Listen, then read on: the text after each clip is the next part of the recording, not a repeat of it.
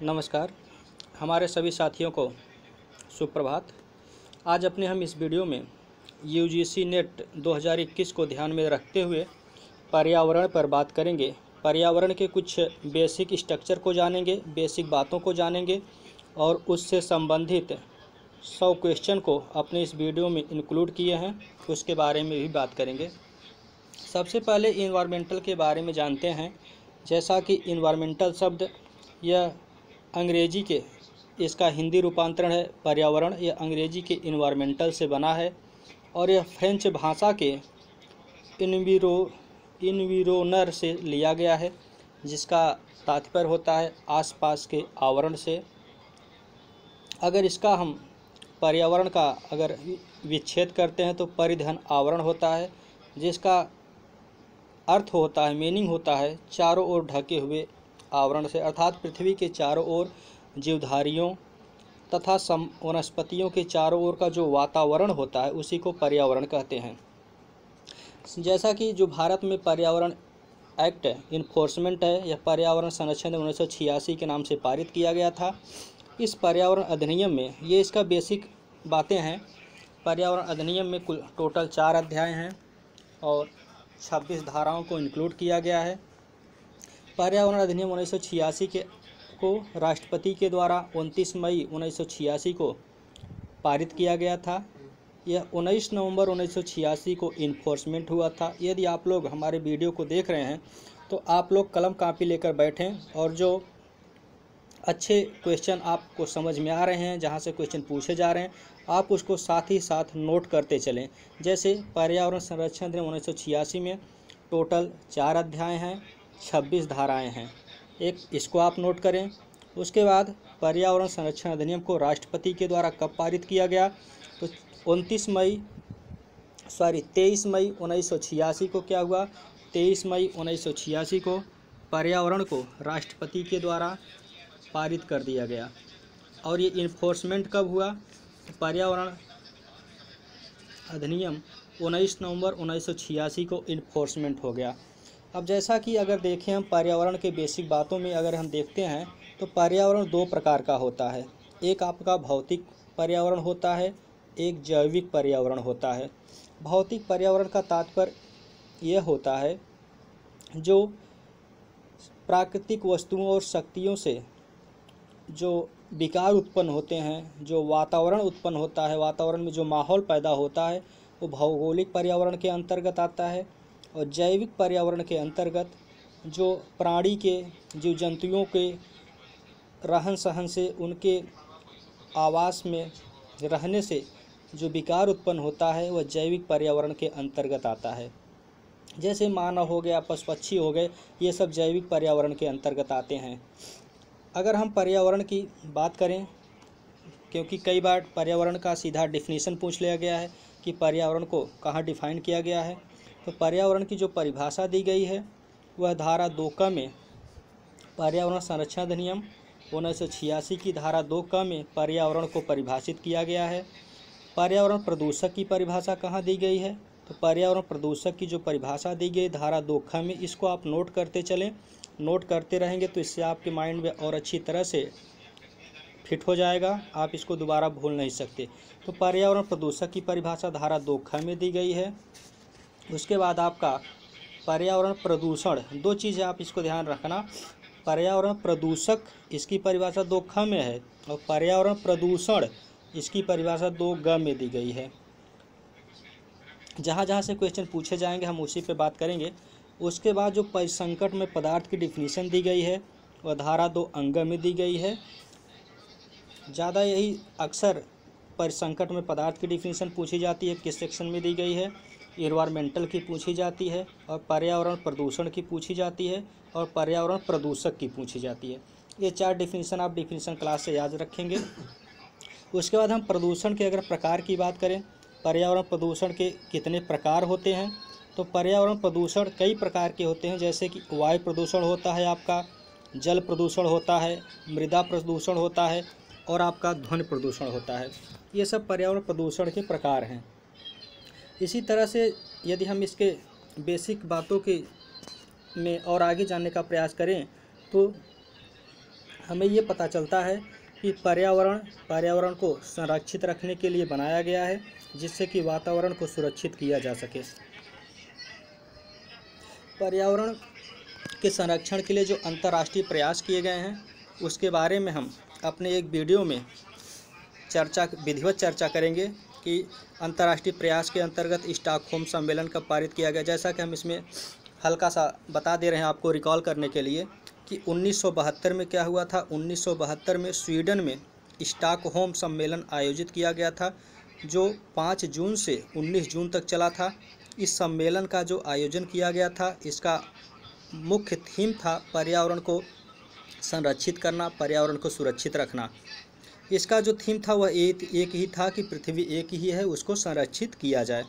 उसके बाद इसे एक और नाम से जाना जाता है, स्टॉकहोम घोषणा पत्र 1972। ये बहुत इंपॉर्टेंट क्वेश्चन है, इसको आप लोग नोट कर लीजिए कि स्टॉकहोम घोषणा या स्टॉकहोम सम्मेलन कब हुआ था।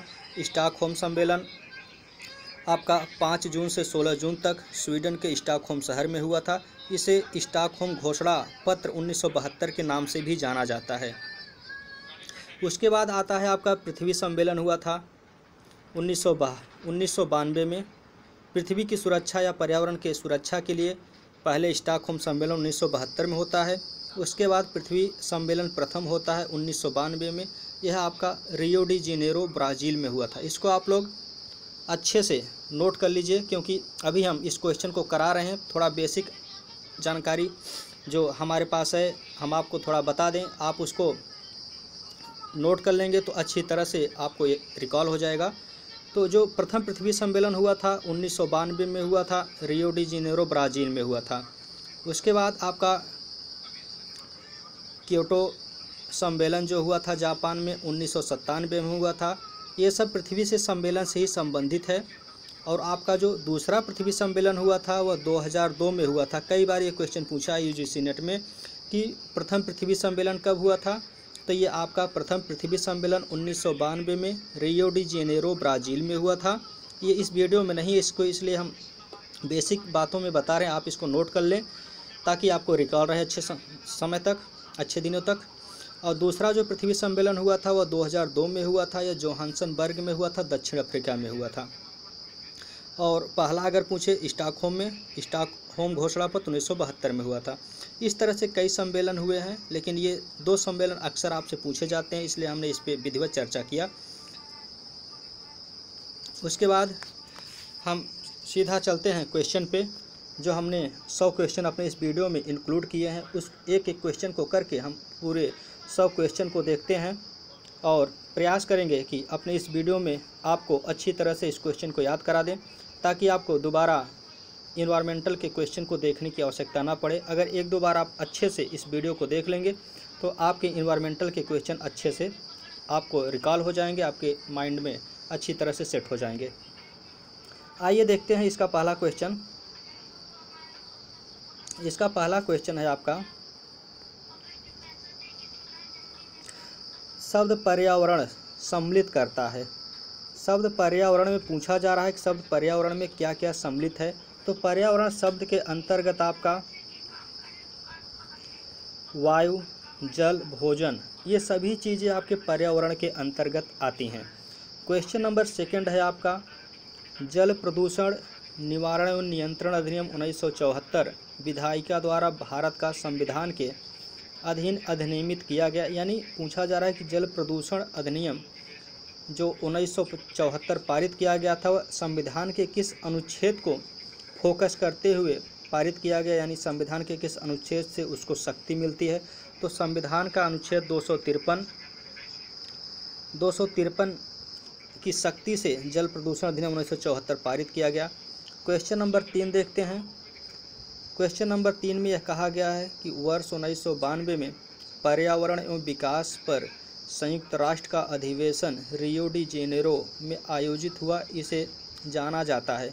जैसा कि हमने आपको बताया, पर्यावरण के बेसिक बातों में हमने आपको बताया था कि पृथ्वी सम्मेलन और स्टॉकहोम घोषणा के बारे में बताया था, तो वही क्वेश्चन वहीं से रिलेट है कि रियो डी जेनेरो में आयोजित हुआ था। तो पहला आपका क्या हुआ था पर्यावरण से रिलेटेड, पर्यावरण के विकास को लेकर पृथ्वी सम्मेलन प्रथम हुआ था आपका। उसके बाद आपका प्रकृति के लिए वैश्विक चार्टर बनाया गया था। ये दोनों आपके फर्स्ट और सेकंड पर्यावरण से संबंधित है। इस क्वेश्चन के अकॉर्डिंग रियो डी जेनेरो में जो आयोजित हुआ था, इसका ऑप्शन डी सही है। क्वेश्चन नंबर 4 है आपका, वर्ष 1984 में यूनियन कार्बाइड फैक्ट्री भोपाल में जो रिसाव हुआ था, तो इसका रिसाव होने का मुख्य जो मेन कारण था, ये मिथाइल आइसोसाइनाइड गैस का प्रभाव था, जिसके कारण बहुत भीषण दुर्घटना हुई थी। हजारों लोग को इससे क्षति हुआ था और कई लोग को डेथ का सामना भी करना पड़ा था। क्वेश्चन नंबर 5 देखते हैं। क्वेश्चन नंबर 5, भारत का संविधान प्रावधान करता है कि राज्य पर्यावरण का संरक्षण और सुधार हेतु और देश के वन एवं वन्य जीवन की सुरक्षा हेतु प्रयास करेगा। तो संविधान का अनुच्छेद 48A पर्यावरण और वन्य जीवन की सुरक्षा से संबंधित है। तो क्वेश्चन 5 का ऑप्शन नंबर बी सही है। क्वेश्चन नंबर 6 क्या करा है? क्वेश्चन नंबर 6 में है हरित न्यायालय। अगर पूछा जाए हरित न्यायालय निम्नलिखित में से कहाँ स्थापित किया गया, तो हरित न्यायालय आपका कलकत्ता, इलाहाबाद, चेन्नई, यानी इन तीनों स्थानों पर हरित न्यायालय की स्थापना की गई है। हरित न्यायालय की स्थापना कहाँ की गई? तो इलाहाबाद, कोलकाता, चेन्नई, इन तीनों स्थानों पर हरित न्यायालय की स्थापना की गई है। क्वेश्चन नंबर 7 में है पर्यावरण, मानव पर्यावरण एवं विकास पर स्टॉकहोम में वर्ष 1972 में आयोजित संयुक्त राष्ट्र सम्मेलन में निम्नलिखित संकल्प पारित किए गए थे। पूछा गया कि कौन सा संकल्प स्टॉकहोम सम्मेलन, जैसा कि हमने बेसिक बातों में बताया था कि स्टॉकहोम सम्मेलन 1972 में हुआ था। इसे प्रथम स्टॉकहोम घोषणा पत्र के नाम से भी जाना जाता है। तो इसमें निम्नलिखित बातों को या निम्नलिखित संकल्प को पारित किया गया था। पहला संकल्प क्या था कि प्रत्येक राज्य सुनिश्चित करेगा कि उनके क्षेत्राधिकार एवं नियंत्रण के अंतर्गत गतिविधियां अन्य राज्यों के पर्यावरण को क्षति नहीं कारित करेंगी। दूसरा कि प्रत्येक राज्य प्रदूषण के पीड़ितों के लिए प्रतिकर या अंतर्राष्ट्रीय मानकों का विकास करने में सहयोग करेंगे। तीसरा था कि राज्य पर्यावरण की संरक्षा हेतु अंतर्राष्ट्रीय संगठन की एक समन्वित, सक्षम और गतिमान भूमिका सुनिश्चित करेंगे। अर्थात ये तीनों संकल्प स्टॉकहोम सम्मेलन 1972 में पारित किया गया, संकल्प लिया गया। क्वेश्चन नंबर 8, कार्बन डाइऑक्साइड और मीथेन ग्रीन हाउस गैसें। करा कि कार्बन डाइऑक्साइड और मीथेन ये क्या है? ये ग्रीन हाउस गैसें हैं। ये सत्य है कि कार्बन डाइऑक्साइड और मीथेन ये ग्रीन हाउस गैसें हैं। क्वेश्चन नंबर 9 की हम बात करते हैं। क्वेश्चन नंबर 9 में अभिकथन है कि एक कंपनी गैर कानूनन नालों और नदियों को व्यापारिक मलों को छोड़कर प्रदूषित कर रही थी, जो प्रदूषण स्तर को उचित सीमा से आगे बढ़ा रहा था। जो प्रदूषण स्तर को उचित सीमा से क्या कर रहा था? आगे बढ़ा रहा था। अब इसका तर्क क्या कर रहा है कि न्यायालय ने निर्णय दिया कि जल अधिनियम 1974 के अंतर्गत कंपनी को उत्तरदायी नहीं ठहराया जा सकता। ये क्वेश्चन आपका 2014 दिसंबर में यूजीसी नेट में पूछा गया है। इसका ऑप्शन एक है कि ए और बी, अर्थात ए और आर, तर्क और अभिकथन दोनों सही है, और आर जो है ए की सही व्याख्या भी करता है। उसके बाद बी है ए और आर दोनों सही हैं, लेकिन आर ए की व्याख्या नहीं करता। ऑप्शन नंबर सी है ए सही है और आर असत्य है। डी है ए असत्य है, आर सत्य है। तो यहाँ पे अभिकथन सत्य है। अभिकथन क्या है? अभिकथन सत्य है, लेकिन तर्क आर गलत है। क्वेश्चन नंबर 10 देखते हैं। क्वेश्चन नंबर 10, पर्यावरण अधिनियम दोष रहित दायित्व के आधार पर किन वादों में मुआवजे का प्रावधान करती है? यह भी क्वेश्चन आपका 2014 में पूछा गया था। किसी की मृत्यु, किसी व्यक्ति को क्षति पहुंचाना, कामगार की मृत्यु और क्षति, किसी संपत्ति को नुकसान पहुंचाना। तो इसका किसी की मृत्यु से संबंध है। उसके बाद आपका किसी व्यक्ति को क्षति पहुंचाने से संबंध है। कामगार की मृत्यु और क्षति से संबंध नहीं है। किसी संपत्ति को नुकसान पहुंचाने से इसका संबंध है, अर्थात option number D. Question number 11 है, संयुक्त राष्ट्र प्रकृति के लिए वैश्विक चार्टर 1982 प्रावधान करती है कि प्रकृति का सम्मान किया जाए। किसका सम्मान किया जाए? प्रकृति का सम्मान किया जाए और इसकी आवश्यक प्रक्रियाएं बाधित नहीं की जाएंगी। यह क्या है? यह सत्य है, अर्थात ये संयुक्त राष्ट्र चार्टर का यह प्रावधान है कि प्रकृति का क्या किया जाए? प्रकृति का सम्मान किया जाए और प्रकृति में छेड़छाड़ ना किया जाए। तो यह कथन सत्य है। क्वेश्चन नंबर 12 है आपका, पर्यावरण दिवस हमेशा 5 जून को मनाया जाता है। पर्यावरण दिवस कब मनाया जाता है? तो पर्यावरण दिवस 5 जून को मनाया जाता है। क्वेश्चन नंबर 13 है, वन्यजीव संरक्षण अधिनियम किस वर्ष में अधिनियमित किया गया? जैसा कि हमने आपको शुरू में इसके बेसिक बातों में ही बताया था कि वन्यजीव संरक्षण अधिनियम 1986 में पारित किया गया था। इसमें 4 अध्याय 26 धाराएं हैं। राष्ट्रपति की मंजूरी 23 मई 1986 को मिली और यह 19 नवंबर 1986 को क्या हुआ? इन्फोर्समेंट हुआ। तो यह ऑप्शन नंबर ए सही है। कब यह पारित किया गया? 1986 में। क्वेश्चन नंबर आपका 14, केंद्रीय सरकार वाहनों के लिए उत्सर्जन मानक विहित कर सकती है, जैसा कि यह किस निमित्त मोटरयान अधिनियम 1988 की द्वारा प्राधिकृत है? तो यह धारा 119 के द्वारा क्या है? यह धारा 119 के द्वारा प्राधिकृत किया गया है। मोटरयान अधिनियम की धारा 119 के द्वारा प्राधिकृत किया गया है। क्वेश्चन नंबर 15 क्या है? उपभोक्ता उत्पादों पर पर्यावरण एवं वन मंत्रालय के द्वारा पारिस्थितिक चिन्ह, कौन सा चिन्ह? पारिस्थितिक चिन्ह दिया जाता है जो क्या है? जो पारिस्थितिकी मित्र है। क्या है? जो तिरस्कार योग्य है? नहीं, तिरस्कार योग्य नहीं है, बल्कि पारिस्थितिकी किसके योग्य है? मित्रता के योग्य है, फ्रेंडशिप के योग्य है। उसके बाद आपका क्वेश्चन नंबर 16 है। क्वेश्चन नंबर 16 करें, पर्यावरण पर संयुक्त राष्ट्रीय सम्मेलन स्टॉकहोम में कब आयोजित किया गया? तो जो स्टॉकहोम में आयोजित किया गया था, उन्हें बेसिक में ही बताया था। कब आयोजित किया गया था? 1972 में आयोजित किया गया था। कब आयोजित किया गया था? 1972 में आयोजित किया गया था। क्वेश्चन नंबर 17 है, सरकार राष्ट्रीय पार्क एवं अभ्यारण्य स्थापित करने के लिए सशक्त है। यह सत्य है, क्योंकि सरकार हमेशा इन सब के लिए हमेशा कोई न कोई योजना लेकर आती रहती है, जिससे राष्ट्रीय पार्कों का और उद्यानों का डेवलप किया जाता है और वहाँ के जो वन्य जीव हैं उनको सुरक्षा प्रदान की जाती है। क्वेश्चन नंबर 18 क्या है?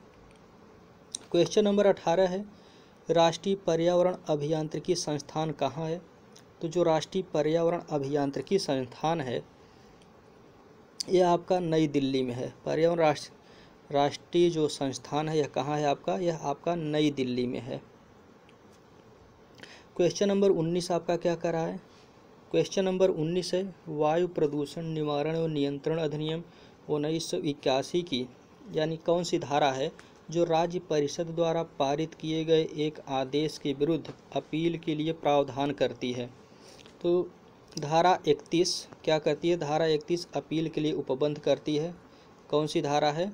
धारा 31 है जो क्या करती है? जो अपील के लिए उपबंध करती है। धारा 31 है। क्वेश्चन नंबर 20 क्या है? क्वेश्चन नंबर 20 में यह है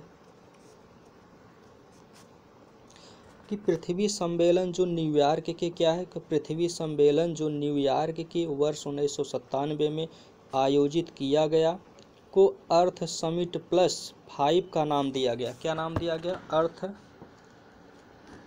समिट +5 का नाम दिया गया।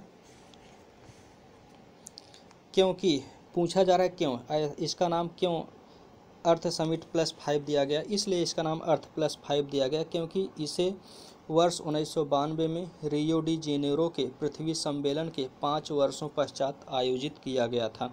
क्वेश्चन नंबर 21 अभिकथन और कारण से संबंधित है। अभिकथन है ये यूजीसी नेट 2015 में पूछा गया क्वेश्चन है। स्वच्छ पेयजल का अधिकार एवं सांस लेने के लिए प्रदूषण रहित हवा का अधिकार जीवन का अधिकार की श्रेणी में आता है। यह तो स्पष्ट सही है कि प्रत्येक व्यक्ति को स्वच्छ हवा लेने का अधिकार है, जैसा कि जो कॉन्स्टिट्यूशन में मुरली एस देवड़ा वर्सेस भारत संघ का केस है, वह भी उसमें भी कहा गया था कि प्रत्येक व्यक्ति को स्वच्छ हवा पर्यावरण का अधिकार है, वह उसका फंडामेंटल राइट है। उसके बाद सेकंड में क्या कहा गया कारण में, क्योंकि ये जीवन निर्वाह के मूल तत्व हैं। बेसिक सही है, क्योंकि वहाँ पे केस में कहा गया था कि फंडामेंटल राइट है, तो बेशक ये दोनों कथन क्या हैं, सत्य हैं और इसका स्पष्टीकरण भी है। क्वेश्चन नंबर आपका ये, इसका ऑप्शन नंबर ए सही है। क्वेश्चन नंबर आपका 22 क्या कर रहा है, भारत का संविधान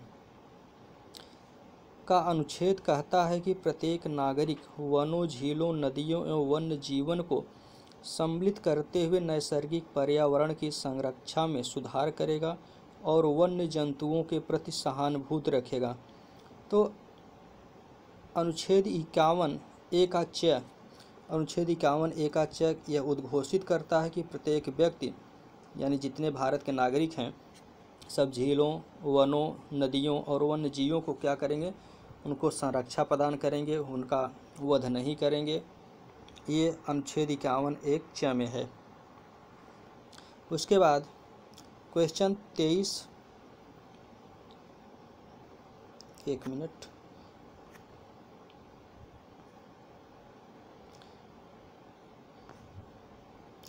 क्वेश्चन 23 में कहा गया है कि पृथ्वी को सूर्य की पराबैंगनी किरणों से सुरक्षा कौन करती है। तो पृथ्वी की सूर्य की किरणों से सुरक्षा ओजोन लेयर करती है। ओजोन लेयर के द्वारा पृथ्वी की सुरक्षा की जाती है पराबैंगनी किरणों से। क्वेश्चन नंबर आपका 24 है। 24 में क्या कहा गया, 24 में यह कहा गया कि वनों से संबंधित प्रविष्टियां भारत के संविधान में पाई जाती हैं। अर्थात वन से संबंधित प्रविष्टियां भारत के संविधान में कहाँ पाई जाती हैं, तो यह जो है सूची 3 अर्थात समवर्ती सूची में वन जो है समवर्ती सूची का विषय है, तो इसलिए सूची 3 में वनों से संबंधित प्रविष्टियां पाई जाती हैं। क्वेश्चन नंबर आपका 25 क्या कर रहा है कि शब्द अर्थात ब्लैंक है, वातावरण में किसी पदार्थ की ऐसी सांद्रण में उपस्थिति को निर्दिष्ट करती है जो मानव, अन्य जीव जंतुओं, पौधों, संपत्ति व पर्यावरण के लिए हानिकारक है। अर्थात ऐसा कौन सा चीज़ है जो वातावरण में किसी पदार्थ की ऐसी सांद्रण में उपस्थिति को निर्दिष्ट करती है जो मानव एवं अन्य जीव जंतुओं, पौधों और पर्यावरण के लिए हानिकारक होती है। तो खाद्य पदार्थ क्या है, कारण कि खाद्य पदार्थ जो सभी के लिए हानिकारक होते हैं। इसमें जल प्रदूषण, वायु प्रदूषण, ओजोन, ऑक्सीरेकेट, खाद्य पदार्थ, option number D. Question number 26 क्या कह रहा है, क्वेश्चन नंबर 25 में थोड़ा मिस्टेक हुआ। 25 में आपका खाद्य पदार्थ नहीं बल्कि आपका 25 में वायु प्रदूषण होगा। 25 में आपका कौन सा होगा, वायु प्रदूषण होगा। क्वेश्चन नंबर 26 क्या कह रहा है, क्वेश्चन नंबर 26 यह कह रहा है कि दंड प्रक्रिया संहिता 1973 के अधीन लोक बाधा के निवारणार्थ निम्नलिखित अधिकारियों को सशक्त किया गया है। तो इसमें जो सशक्त किया गया है वह जिला मजिस्ट्रेट और उपखंड मजिस्ट्रेट दोनों को सशक्त किया गया है। Question number 26C। Question number 27 है, पर्यावरण की संरक्षा से संबंधित प्रावधान समष्टि नहीं करता है। अर्थात पर्यावरण से संबंधित प्रावधान कहाँ पे नहीं उल्लिखित किया गया है, तो इसका जो उपबंध किया गया है वह दंड प्रक्रिया संहिता 1973 और भारतीय दंड संहिता 1860 में पर्यावरण से संबंधित कोई उपबंध नहीं किया गया है, बल्कि सिविल प्रक्रिया संहिता में पर्यावरण की संरक्षा से संबंधित उपबंध है, लेकिन CRPC में और IPC में पर्यावरण की संरक्षा से संबंधित कोई उपबंध नहीं किया गया। क्वेश्चन नंबर 28 है, पर्यावरण प्रदूषण का मूल कारक क्या है, इसका जो बेसिक रीजन है, मूल कारण है वह क्या है। तो इसका जो मूल कारण है वह बढ़ती हुई जनसंख्या है, और आज के वर्तमान समय में उद्योगों का अनियंत्रित रूप से विस्तार होना, अर्थात ए और बी दोनों सही है, option number C. Question number 29 है, पर्यावरण संरक्षण अधिनियम 1986 के संबंध में निम्नलिखित अभिकथनों में से कौन अशुद्ध है। इसमें जैसा कि हमने बेसिक स्ट्रक्चर बात करते हुए आपको बताया था, वही क्वेश्चन उसी से रिलेटेड है कि यह क्या है। यह वर्ष 1972 में स्टॉकहोम में मानव पर्यावरण पर संयुक्त राष्ट्र सम्मेलन के लिए विनिश्चयों को प्रभावी बनाने के लिए अधिनियमित किया गया। सही है, जैसा कि हमने आपको शुरू में ही इसकी बेसिक बातों में चर्चा किया था, तो यह आपका सही है पहला। दूसरा क्या कह रहा है, दूसरा कह रहा है कि 19 नवंबर 1986 को प्रवृत्त हुआ। हमने आपको बताया था कि राष्ट्रपति की स्वीकृति इस पे 23 मई 1986 को मिली थी। 19 नवंबर 1986 को इन्फोर्समेंट हुआ था। और हमने आपको यह भी बताया था कि इसमें 4 अध्याय 26 धाराएँ हैं। कितने अध्याय? 4 अध्याय 26 धाराएँ। इसलिए इसका सभी ऑप्शन उपरोक्त सभी सही है। क्वेश्चन नंबर 30 क्या है, लोक बाधा के सामने निम्नलिखित कार्यवाहियाँ की जा सकती हैं। तो लोक बाधा अगर कोई कारित करता है, पब्लिक न्यूसेंस, तो उसके समक्ष निम्नलिखित कार्यवाही की जाएगी। मजिस्ट्रेट, उपखंड मजिस्ट्रेट के द्वारा, एक उद्घोषणा, व्यादेश या दोनों के लिए अधिवक्ता द्वारा सिविल कार्यवाही भी की जा सकती है, पहला भी किया जा सकता है। उसके बाद लोक बाधा कारित करने के अपराध के लिए दांडिक अभियोजन अर्थात सिविल कार्यवाही भी की जा सकती है, दांडिक कार्यवाही भी की जा सकती है। उसके बाद लोक बाधा हटाने के लिए एक मजिस्ट्रेट के समक्ष दांडिक कार्यवाही अर्थात उपरोक्त में से कोई भी कार्यवाही की जा सकती है, option number D. Question number 31 है, स्टॉकहोम सम्मेलन या उद्घोषणा में यह प्रकट किया गया था कि राज्य प्रदूषण के पीड़ितों के लिए प्रतिकर और दायित्व का अंतर्राष्ट्रीय मानकों का विकास करने के लिए सहयोग करेंगे। यह सत्य है। स्टॉकहोम सम्मेलन में यह कहा गया था कि यदि कोई राज्य प्रदूषण में इस तरह से दायित्व निभाता है, प्रदूषण को बढ़ावा देता है जिससे कि पीड़ित को क्षति होता है, हानि होता है, तो वह उसको सहयोग करेगा, उसको हर्जाना देगा। यह स्टॉकहोम सम्मेलन में कहा गया था। क्वेश्चन नंबर 32 है आपका, किसी तरल, गैस या ठोस पदार्थ को सम्मिलित करती है, मतलब इन चारों ऑप्शनों में से कौन है जो सम्मिलित करता है, जो किसी घरेलू सीवेज से अन्यथा किसी उद्योग का संचालन करने हेतु विधि परिसर से निकलती है। अर्थात ऐसा कौन सा तरल या ठोस पदार्थ है जो परिसर से निकलती है और वातावरण को क्या करती है, वातावरण को दूषित करती है या घरेलू सीवेज से निकलती है। तो इसका होगा व्यापारिक प्रवाह। व्यापारिक प्रवाह में जैसे जो कचरा वगैरह निकलता है वो ज़्यादा मात्रा में निकलता है तो वह ज़्यादा प्रदूषित करता है। तो इसका ऑप्शन नंबर है बी। क्वेश्चन नंबर है 33, मेधा पाटेकर निम्नलिखित में से किससे जुड़ी हुई हैं। जो मेधा पाटेकर हैं आपकी, इनका संबंध नर्मदा बचाओ आंदोलन से है। मेधा पाटेकर का संबंध किससे है, तो मेधा पाटेकर का संबंध नर्मदा बचाओ आंदोलन से मेधा पाटेकर का संबंध है, option number B. Question number 33 है, जल प्रदूषण निवारण और नियंत्रण अधिनियम 1974 की धारा 25 के निबंधनों में एक व्यक्ति जो कोई उद्योग स्थापित करता है को राज्य बोर्ड की सहमति के भीतर आवश्यक प्राप्त करना चाहिए। क्या प्राप्त करना चाहिए बोर्ड की सहमति, कितने समय के भीतर, तो उसे बोर्ड की सहमति 3 माह के भीतर अवश्य प्राप्त कर लेना चाहिए। क्वेश्चन नंबर 35 है, मॉन्ट्रियल घोषणा की बड़ी नवाचारों में से एक इसके द्वारा मान्यता प्रदान किया जाना है कि सभी राष्ट्रों को एक समान रूप से व्यवहित नहीं किया जाना चाहिए। तो यह मॉन्ट्रियल प्रोटोकॉल ने यह घोषणा किया था, यह सत्य है। मॉन्ट्रियल प्रोटोकॉल ने यह कहा था कि नवाचारों में, जो नवाचार का युग है, उसमें किसी भी राष्ट्र को किसी भी रूप में व्यवहित नहीं किया जाएगा। क्वेश्चन नंबर 26 है, 1972 में स्टॉकहोम में मानव पर्यावरण सम्मेलन में भारत का प्रतिनिधित्व कौन किया था? ये बहुत ही अच्छा क्वेश्चन, इंपॉर्टेंट क्वेश्चन, इसको आप लोग ज़रूर नोट कर लीजिएगा। जो 1972 का स्टॉकहोम सम्मेलन हुआ था, उसमें भारत का प्रतिनिधित्व श्रीमती इंदिरा गांधी के द्वारा किया गया था। उस समय प्रधानमंत्री इंदिरा गांधी जी थी, इनके द्वारा भारत का प्रतिनिधित्व किया गया था। क्वेश्चन नंबर 37 है, पर्यावरण संरक्षण अधिनियम 1986 की ऐसी कौन सी धारा है जिसमें नागरिकवाद का प्रावधान समाविष्ट किया गया है? तो जो पर्यावरण की धारा 19 है वह नागरिकवाद के प्रावधान का समावेशन किया गया है, अर्थात धारा 19 इससे रिलेटेड है। क्वेश्चन नंबर 38 क्या कर रहा है? क्वेश्चन नंबर 38 है आपका, राष्ट्रीय पर्यावरण अधिकरण वही शक्तियों का उपयोग करती है जैसे निम्नलिखित में से निहित है। तो जो राष्ट्रीय पर्यावरण अधिकरण के पास जो शक्ति है वही शक्ति एक सिविल न्यायालय के पास होती है, अर्थात जो वह शक्ति का प्रयोग करेगा वह कौन सी शक्ति का प्रयोग करेगा? जो शक्ति सिविल न्यायालय के पास होती है।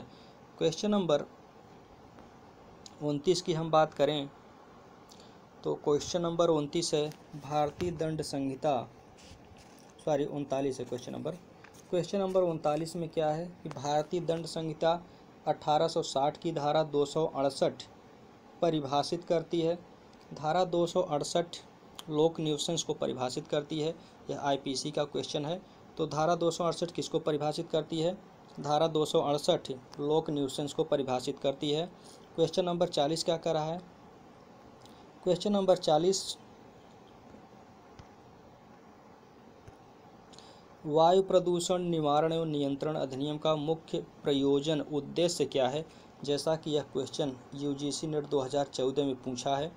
इसका मेन उद्देश्य क्या है वायु प्रदूषण का? तो इसका जो मेन थीम है वायु प्रदूषण के निवारण, नियंत्रण और उपशमन का उपबंध करना है। इसको ध्यान देना कि जो वायु प्रदूषण का थीम है वह क्या है? इसका निवारण करना है, नियंत्रण करना है और इसका उपशमन करना है, अर्थात समापन करना है, इसका मेन उद्देश्य।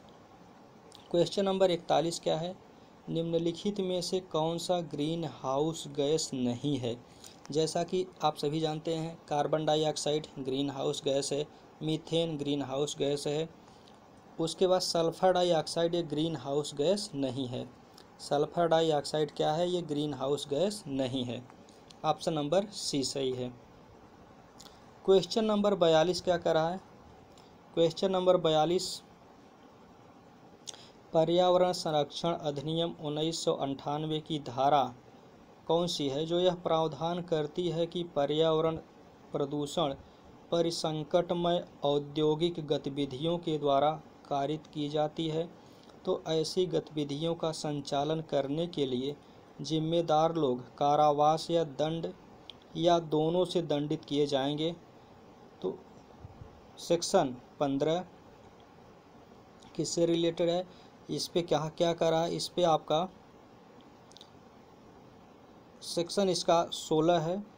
16 कंपनियों द्वारा अपराध से रिलेटेड है, जिसमें कि ये कहा गया है कि पर्यावरण प्रदूषण परिसंकट में औद्योगिक कंपनियां, औद्योगिक का मतलब जो फैक्ट्री से रिलेटेड है, तो इसका ऑप्शन नंबर 16 सही है, जो फैक्ट्री से रिलेटेड है। ऑप्शन नंबर 16 क्वेश्चन नंबर 42 का ऑप्शन 16 सही है, मतलब इसका सेक्शन 16 सही है। क्वेश्चन नंबर 43 क्या है? पृथ्वी सम्मेलन जो रियो डी जेनेरो में वर्ष 1992 में आयोजित किया गया था के संबंध में दोषपूर्ण अभिकथन को चिन्हित करें।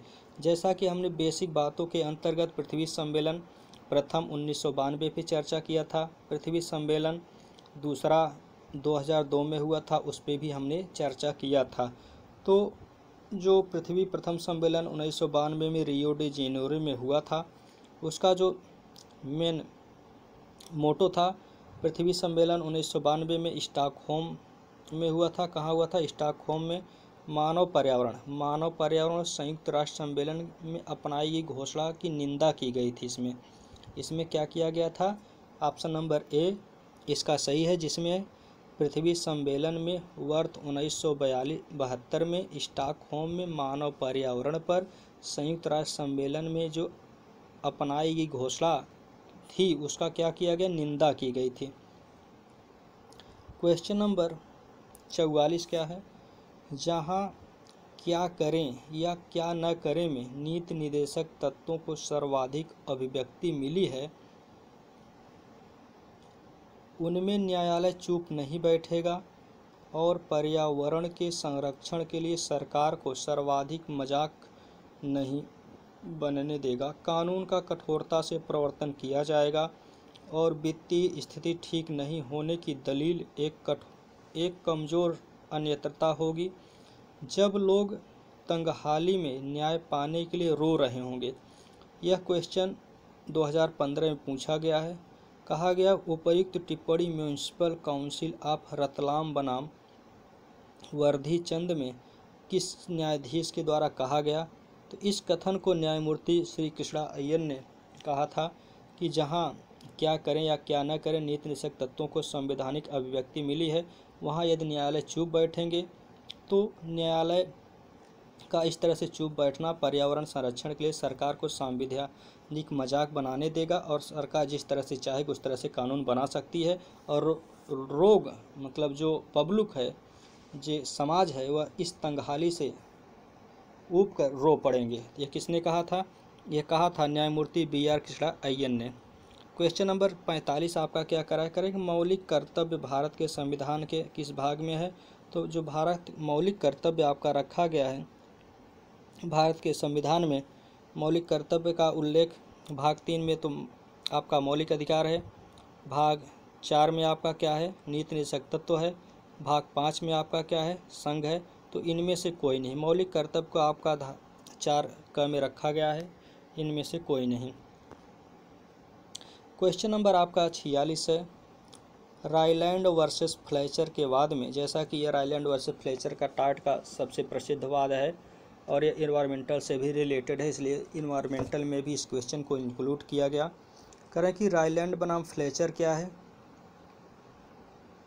रायलैंड बनाम फ्लेचर का वाद किससे संबंधित है, तो इसका जो रायलैंड बनाम फ्लेचर का वाद है यह कठोर दायित्व से संबंधित है। किससे संबंधित है रायलैंड बनाम फ्लेचर का वाद, दृढ़ दायित्व अर्थात कठोर दायित्व से संबंधित है। क्वेश्चन नंबर 47 क्या कर रहा है, करें कि क्वेश्चन नंबर 47 क्या है, करें क्वेश्चन नंबर 47 है,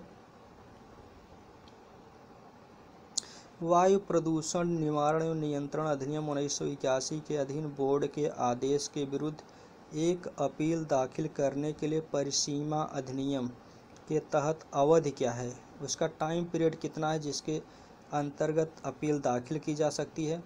तो इसका जो टाइम पीरियड है वह 30 दिन है। वायु प्रदूषण के अधीन यदि बोर्ड ने कोई आदेश पारित किया है तो 30 दिन के भीतर इसका अपील किया जाना चाहिए, अर्थात ऑप्शन नंबर सी, 30 दिन के भीतर अपील की जा सकती है।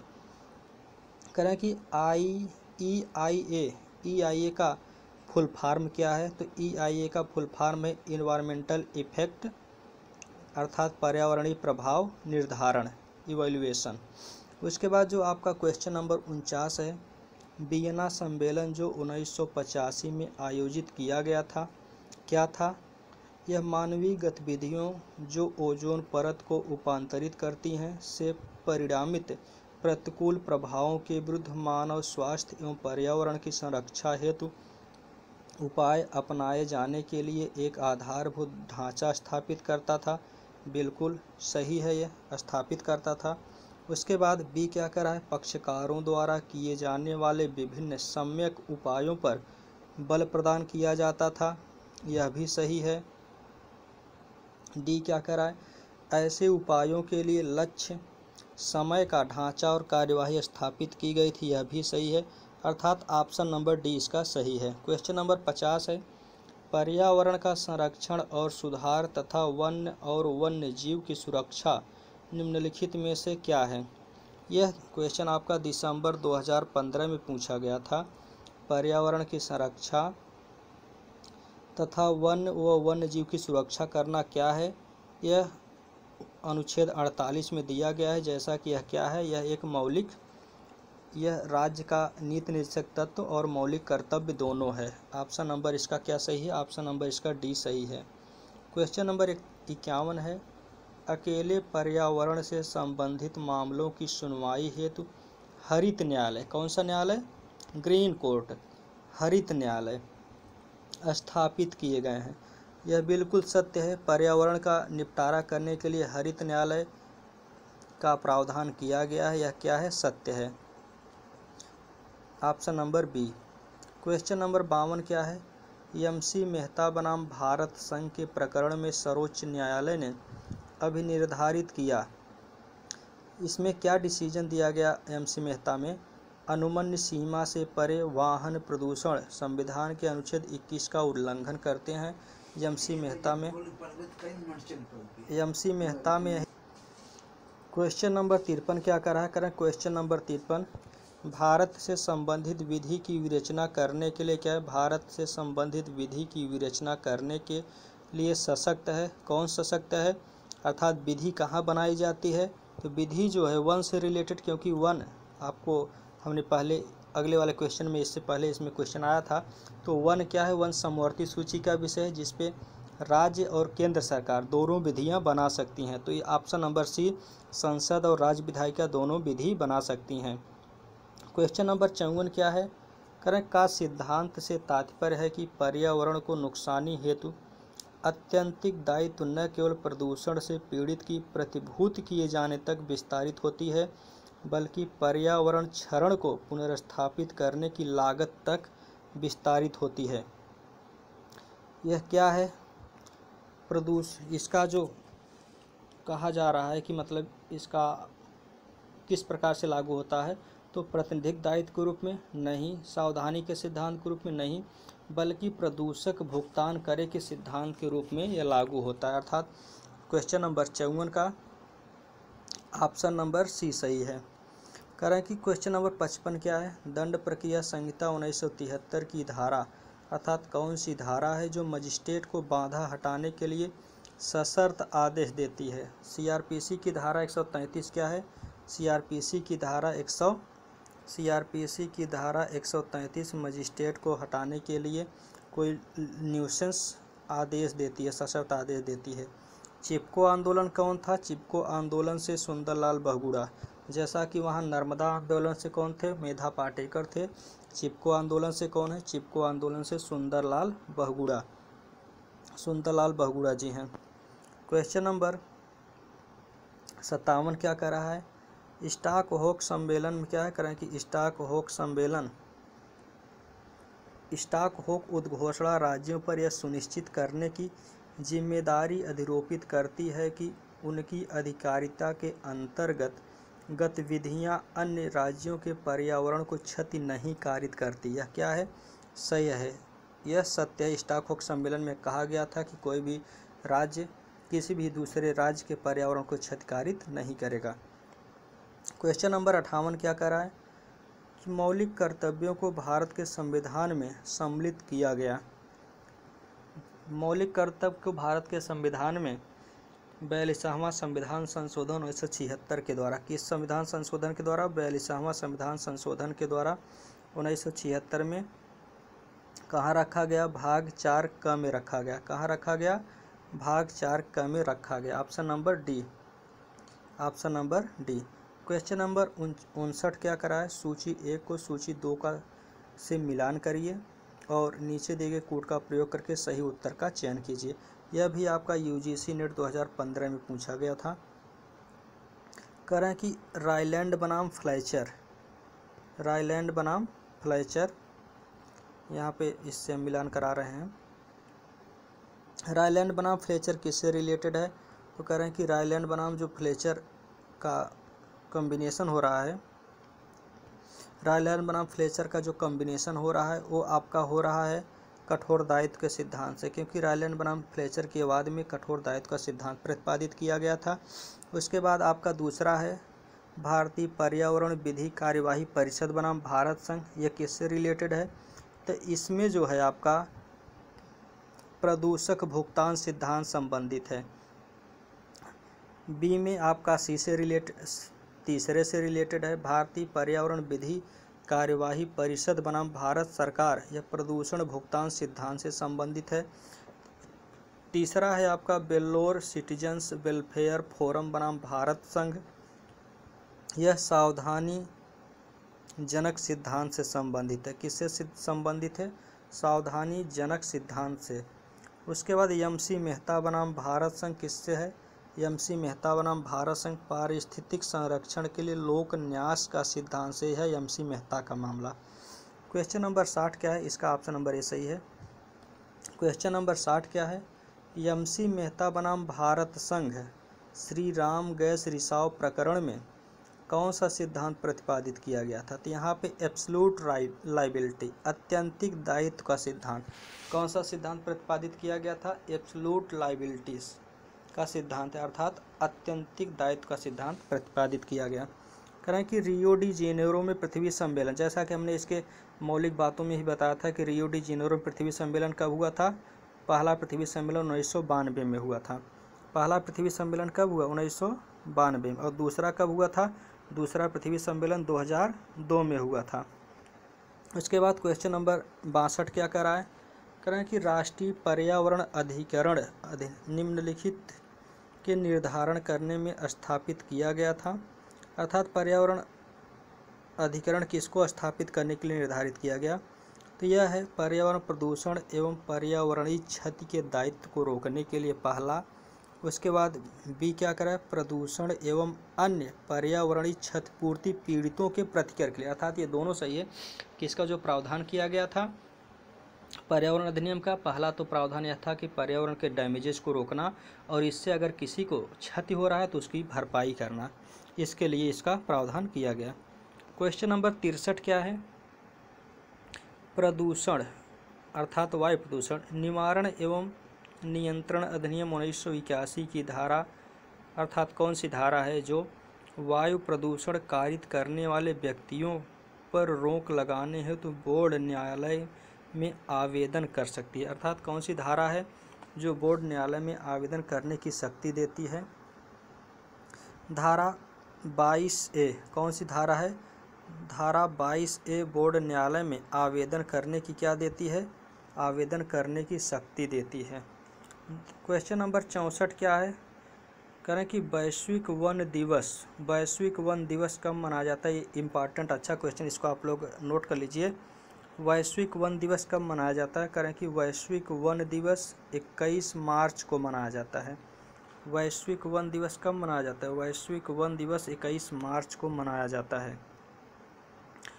1992 में आयोजित पृथ्वी सम्मेलन असफल रहा, क्योंकि जो प्रथम 1992 में पृथ्वी सम्मेलन रहा वह असफल रहा था। इसका कारण क्या था? इसका कारण यह था कि विकसित देशों से वित्तीय संसाधनों के लिए निश्चित प्रतिबद्धता थी, तकनीकी अंतरण के प्रश्न को स्पष्ट करने से था, विकसित देशों का उनकी गतिविधियों के लिए जिम्मेदारी वहन करने के लिए समाधान करने में था। अर्थात उपरोक्त सभी कारण थे जिससे कि पृथ्वी सम्मेलन प्रथम 1992 क्या था? असफल रहा। क्वेश्चन नंबर 66 क्या है? करें कि घरेलू सीवेज शब्द व्यापारिक बहाव की व्याप्ति से अभिव्यक्ततः अपवर्जित है। व्यापारिक बहाव से मतलब कहा जा रहा है कि जो व्यापारिक बहाव है, औद्योगिक बहाव है, औद्योगिक कचरा है, वह घरेलू सीवेज से अलग है। जबकि यह क्या है? सत्य है, क्योंकि व्यापारिक बहाव में ज़्यादा प्रदूषण होता है और घरेलू सीवेज से कम प्रदूषण होता है। तो यह क्या है? अभिव्यक्ततः उससे अपवर्जित किया गया है, सत्य है, शुद्ध है, कथन है। क्वेश्चन नंबर 67 क्या कह रहा है? सिद्धांत जो ऐसा उपाय करने का एक कर्तव्य स्थापित करता है जो पर्यावरणीय क्षरण के कारणों का पूर्वानुमान करने, निवारण करने पर आक्रमण करती है, को कहा जाता है। को क्या कहा जाता है? यह कहा जा रहा है इस क्वेश्चन में सावधानी का सिद्धांत। जैसा कि हमने इसके पहले वाले क्वेश्चन में बताया था, इसके 8-10 क्वेश्चन पहले, कि किस वाद में सावधानी का सिद्धांत प्रतिपादित किया गया था। तो यहाँ पे क्या है कि अगर कोई पर्यावरण क्षरण के कारणों का पूर्वानुमान करने या उसका निवारण करने पर आक्रमण करती है, कोई ऐसा कर्तव्य है जो रोकता है उसे, तो उसे क्या कहा जाएगा? सावधानी का सिद्धांत उसे कहा जाएगा। कौन सा सिद्धांत कहा जाएगा? सावधानी का सिद्धांत। क्वेश्चन नंबर 68 आपका क्या 68, चिपको आंदोलन में लोगों ने क्या किया? चिपको आंदोलन में लोगों ने पेड़ों को काटने एवं गिरने से बचाने के लिए पेड़ों का आलिंगन किया। सत्य है। नर्मदा नदी पर बांध के निर्माण के कारण अपने विस्थापन का विरोध किया। गलत है। इसमें ऑप्शन 68 का ए सही है। क्वेश्चन नंबर 69 क्या है? वायु प्रदूषण अधिनियम 1971 की धारा 43 के अधीन एक न्यायालय किसी व्यक्ति द्वारा की गई शिकायत पर किसी अपराध का संज्ञान ले सकती है, बशर्ते उसने बोर्ड को यह शिकायत करने के अपने आशय की कितने दिन के भीतर नोटिस दिया हो। तो 90 दिन के भीतर। यदि कोई व्यक्ति 90 दिन के भीतर बोर्ड को नोटिस दे देता है तो उसकी शिकायत को एक्सेप्ट कर लिया जाएगा नोटिस के 60 दिन के भीतर। क्वेश्चन नंबर 70, भारतीय वन शोध संस्थान निम्नलिखित में से कहाँ पर है?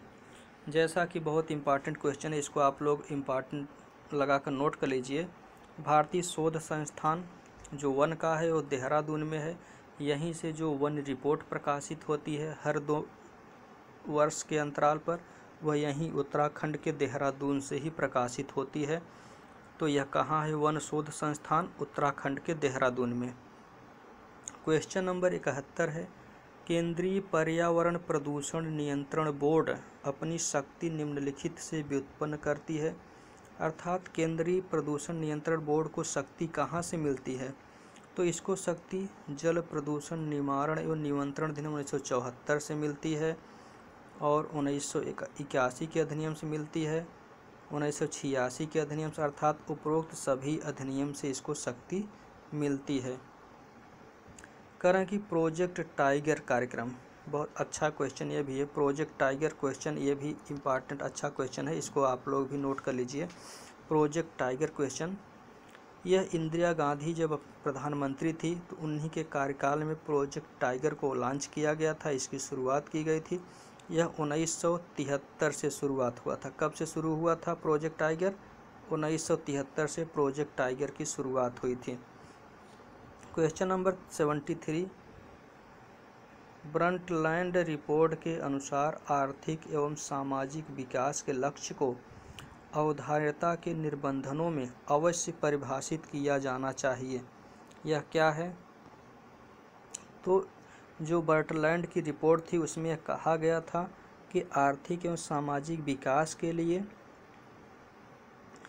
विकास के लक्ष्य को अवधार्यता के निबंधनों में परिभाषित किया जाना चाहिए। यह सत्य है, उन्होंने अपने रिपोर्ट में कहा था। क्वेश्चन नंबर 74 में क्या है? करें कि क्वेश्चन नंबर 74, वर्ष 1972 में मानव पर्यावरण एवं विकास पर संयुक्त राष्ट्र सम्मेलन आयोजित किया गया था। तो कहाँ आयोजित किया गया था? हमने इसके बेसिक में चर्चा किया था। जैसा कि हमने जो बेसिक में चर्चा किया था वहीं से कई क्वेश्चन एग्ज़ाम में पूछे गए हैं, और जो इस 100 क्वेश्चन में इंक्लूड हैं वहाँ से कई क्वेश्चन बने हैं, इसलिए आप लोग उसको अच्छे से याद कर लीजिए और उसको आप लोग टिक लगा के या आपने कहीं किताब में या कॉपी में अच्छे से नोट कर लें, क्योंकि वहाँ से कई क्वेश्चन बन रहे हैं। तो ये कहाँ पे किया गया था? स्टॉकहोम में किया गया था, पृथ्वी सम्मेलन 1992। क्वेश्चन नंबर 75 क्या है? 1992 में पृथ्वी सम्मेलन आयोजित किया गया। पहला क्या था? 74 क्या था? स्टॉकहोम सम्मेलन था। स्टॉकहोम सम्मेलन स्टॉकहोम में हुआ था। और जो 1992 में पृथ्वी सम्मेलन है, यह कहाँ हुआ था? तो 1992 में प्रथम पृथ्वी सम्मेलन रियो डी जेनेरो में हुआ था। क्वेश्चन नंबर 76 क्या है? जल अधिनियम 1974 के अधीन गठित किया गया केंद्रीय प्रदूषण नियंत्रण बोर्ड वायु अधिनियम 1981 के अधीन कृत्यों का अनुपालन करेगा, यह घोषित किया गया। यह किस धारा में घोषित किया गया? तो यह वायु प्रदूषण नियंत्रण अधिनियम 1981 की धारा 3 में घोषित किया गया। करें पारिस्थितिक मित्र उपभोक्ता व्युत्पादों को दिया जाता है। किसे दिया जाता है? तो यह दिया जाता है इकोमार्क को। जैसा कि इम्पॉर्टेंट क्वेश्चन है, कई बार क्वेश्चन ये पूछा गया है कई एग्ज़ाम में, जनरल एग्ज़ाम में, कि जो पारिस्थितिक पर्यावरण को बढ़ावा देने के लिए कौन सा व्युत्पादन पर, जैसे जो प्रोडक्ट आते हैं उस पर अक्सर इकोमार्क चिन्ह लगा रहता है। तो ये जो इकोमार्क का चिन्ह है ये पारिस्थितिक तंत्र से संबंधित है, Ecomark. Option number C. Question number 78 है, वन्यजीव एवं पक्षियों की संरक्षा के विषय पर अधिनियम के लिए सक्षम है। तो हमने अभी पहले ही इस क्वेश्चन पर, इससे रिलेटेड क्वेश्चन पर चर्चा किया कि वन और वन्यजीव पक्षी ये सब समवर्ती सूची का विषय है। अनुसूची भारतीय संविधान का अनुसूची 7 में 3 सूचियाँ दी गई हैं, समवर्ती सूची, संघ सूची और राज्य सूची। संघ सूची में 97 विषय हैं, राज्य सूची में 66 विषय हैं, समवर्ती सूची में 47 विषय हैं। तो वन्यजीव ये समवर्ती सूची का विषय है, जिस पे राज्य और केंद्र दोनों विधियां बना सकती हैं। क्वेश्चन 79 है, पर्यावरण संरक्षण अधिनियम 1986 की धारा 2 क पर्यावरण को परिभाषित करती है। यह परिभाषा क्या है? अर्थात यह परिभाषा मतलब निबंधात्मक है कि निषेधात्मक है कि सम्मिलितकारी है कि विस्तीर्ण है? यह जो परिभाषा है यह सम्मिलितकारी या विस्तीर्ण है। धारा 2 क में जो एनवायरमेंटल की परिभाषा दी गई है यह कैसी परिभाषा है? यह सम्मिलितकारी या विस्तीर्ण परिभाषा है। क्वेश्चन नंबर 80 है, सिर पर मैला ढोने वाले व्यक्तियों के रूप में नियोजन का प्रतिषेध और उनका पुनर्वास अधिनियम 2013 का मुख्य उद्देश्य क्या है? तो सिर्फ इसका जो क्वेश्चन है यह 2015 में पूछा गया। जैसा कि 2015 में SC/ST एक्ट 1900 जो 89 का एक्ट है उसमें भी संशोधन किया गया और उसमें भी SC/ST एक्ट को सर पर मैला ढोने या हाथ से मैला उठाने को प्रतिबंधित कर दिया गया और उसे दंडनीय बनाया गया। अगर कोई जबरन ये कार्य करवाता है उसी को यहाँ पे इंक्लूड किया गया है क्वेश्चन उसी के आधार पर। तो यहाँ पे पहला ऑप्शन क्या है कि सिर पर मैला ढोने वाले व्यक्तियों के रूप में नियोजन पर प्रतिबंध सही है कि किसी ऐसे व्यक्ति को नियोजित नहीं किया जाएगा जो सिर पर मैला ढोए। दूसरा क्या है, सिर पर मैला ढोने वाले व्यक्तियों का पुनर्वास, यह भी निषिद्ध किया गया है। सिर पर मैला ढोने वाले व्यक्तियों के और उनके परिवारों का पुनर्वास, यह भी निषिद्ध है। केवल सिर पर मैला ढोने वाले व्यक्तियों का पुनर्वास, न कि उनके पर गलत है। अर्थात A, B, C ये तीनों सही है, D गलत है। क्वेश्चन नंबर 81 क्या है? क्वेश्चन नंबर 81 यह भी क्वेश्चन 2015 में पूछा गया है।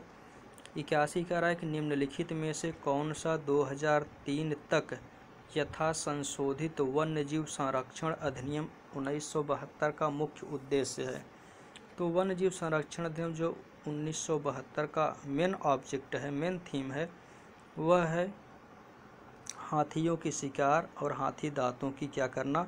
हाथियों के शिकार और हाथी दांतों की रक्षा करना। क्वेश्चन नंबर 82 जो है, स्टॉकहोम सम्मेलन क्या है? करें कि स्टॉकहोम सम्मेलन के सिद्धांत 25 के अनुसार राज्य पर्यावरण की संरक्षा हेतु अंतर्राष्ट्रीय संगठन की एक समन्वित, सक्षम और गतिशील भूमिका को सुनिश्चित करेंगे। यह क्या है? सत्य है। क्वेश्चन नंबर 83 क्या है? एक अधिवक्ता के रूप में श्री, अर्थात यह MC मेहता की बात कर रहा है, श्री MC मेहता ने पर्यावरण की अधिकांश समस्याओं की ओर न्यायालय का ध्यान क्या किया था? आकृष्ट किया था, आकर्षित किया था। कौन थे वो? MC मेहता साहब थे। 84 क्या है? यहाँ पे खाली स्थान है उसको भरना है। अर्थात किसी सीवेज तंत्र से प्रवाह या खुली नलियों से बहाव को सम्मिलित करती हुई औसत निस्तारक कार्य को निर्दिष्ट करती है। कौन निर्दिष्ट करता है? सीवेज प्रवाह। ऑप्शन ए सही है इसका। क्वेश्चन नंबर 84 क्या 85 क्या है? पृथ्वी दिवस कब मनाया जाता है? तो 22 अप्रैल को पृथ्वी दिवस मनाया जाता है। करें कि राज्य क्वेश्चन नंबर 86 है, राज्य जल प्रदूषण नियंत्रण अधिनियम निम्नलिखित के लिए कोई शक्ति नहीं रखती। अर्थात राज्य जल प्रदूषण किसके लिए कोई शक्ति नहीं रखती है? प्रदूषण उद्योग के प्रबंधक को गिरफ्तार करने के लिए राज्य प्रदूषण के पास कोई शक्ति नहीं होती, वो उसे गिरफ्तार नहीं कर सकता। करें गैसीय आवरण को पृथ्वी के चारों ओर माना जाता है। जो गैस का आवरण है उसे क्या मानते हैं? वातावरण मानते हैं। क्या मानते हैं उसे? वातावरण। भारत के संविधान का स्थापित करता, अर्थात आर्टिकल की बात कर रहा है, स्थापित करता है कि कोई व्यक्ति विधि के अनुसरण में स्थापित प्रक्रिया के अलावा अपने जीवन या व्यक्तिगत स्वतंत्रता से वंचित नहीं किया जाएगा। अर्थात ये किसकी बात कर रहा है? ये आर्टिकल 21 की बात कर रहा है। किसकी बात कर रहा है? आर्टिकल 21 की। तो यहाँ पे आर्टिकल 21 नहीं है, तो ऑप्शन क्या है? डी सही है। 89 क्या है? ओजोन में कमी करने वाले पदार्थों के उपभोग और उत्पादन में कमी करने हेतु लक्ष्य निम्नलिखित किस अधिवेशन में निश्चित किए गए थे? अर्थात ओजोन परत से जो संबंधित अधिवेशन हुआ था वो मॉन्ट्रियल प्रोटोकॉल था। कौन सा था? Montreal protocol. स्टॉकहोम प्रोटोकॉल या आपका जो है पर्यावरण से था। ओजोन से कौन था? मॉन्ट्रियल प्रोटोकॉल ओजोन से था। ओजोन परत दिवस कब मनाया जाता है? तो ओजोन परत संरक्षण दिवस जो मनाया जाता है, या इसमें मिस्टेक दिया है, 16 सितंबर को ओजोन परत संरक्षण दिवस मनाया जाता है। कब मनाया जाता है? 16 सितंबर को। 16 सितंबर को ओजोन परत संरक्षण दिवस मनाया जाता है। 1 मिनट।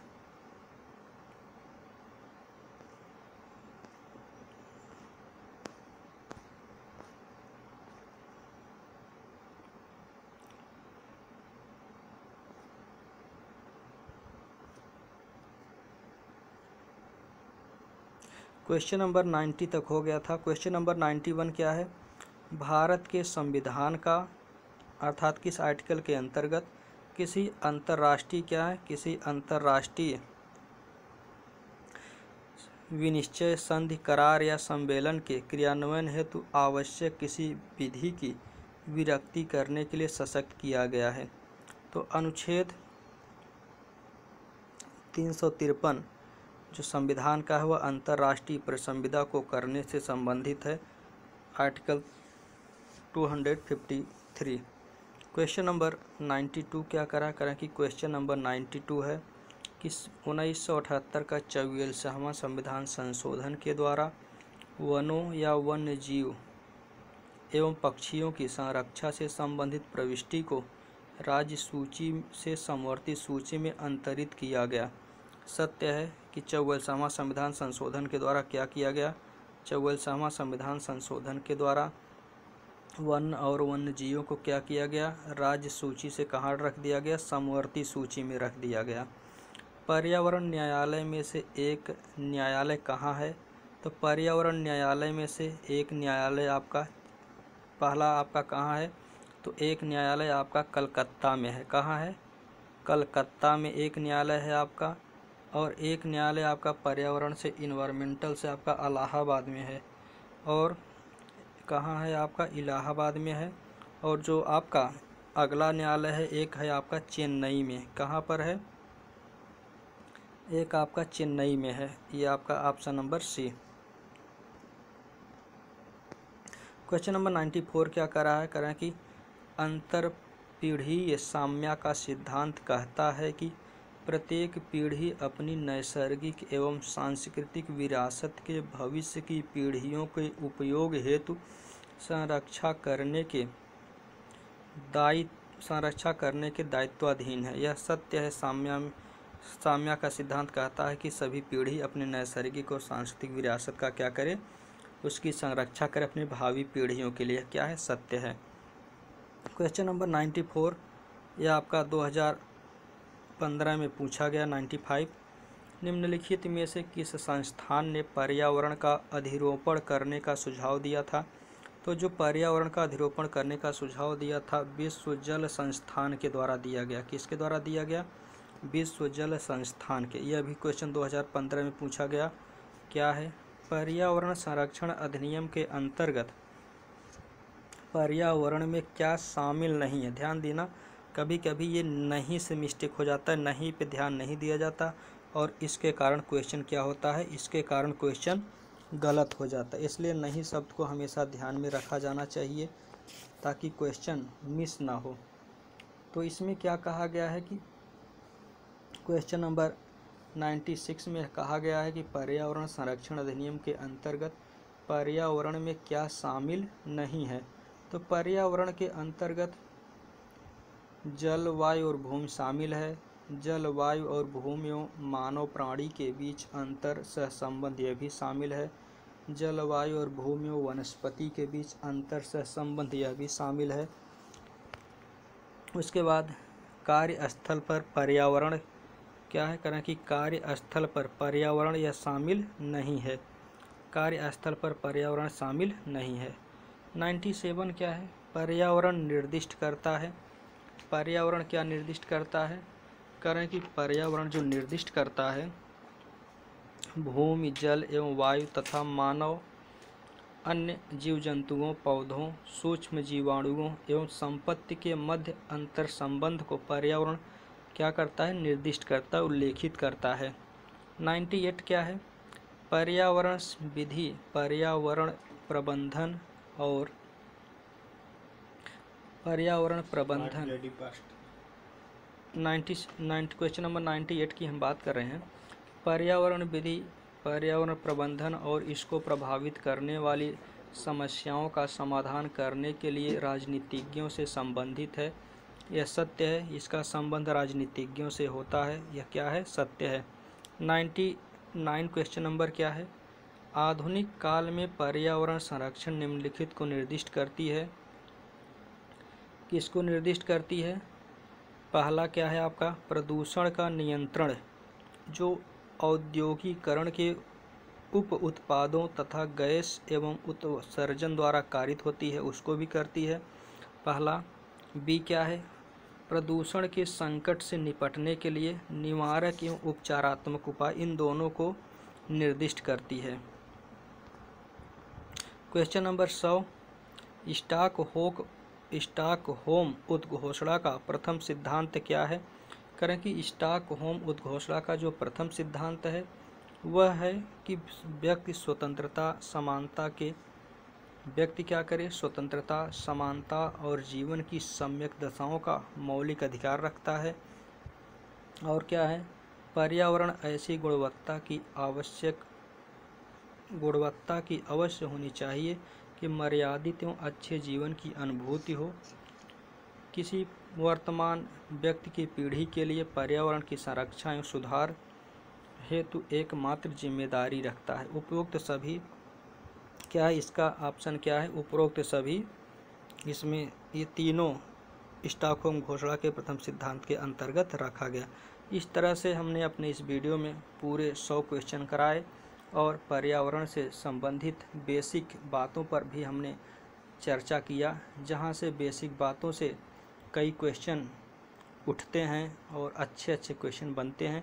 इसलिए आप लोग बेसिक बातों का जो अच्छे क्वेश्चन हैं उसको आप एक जगह अपने नोट्स में लेख बनाकर नोट कर लेंगे, ताकि उस क्वेश्चन को आप अच्छे से याद कर लें और एग्ज़ाम में अगर वो क्वेश्चन आता है तो आप उसको आसानी से कर ले जाएं और नेट या JRF आसानी से क्रैक कर ले जाएं।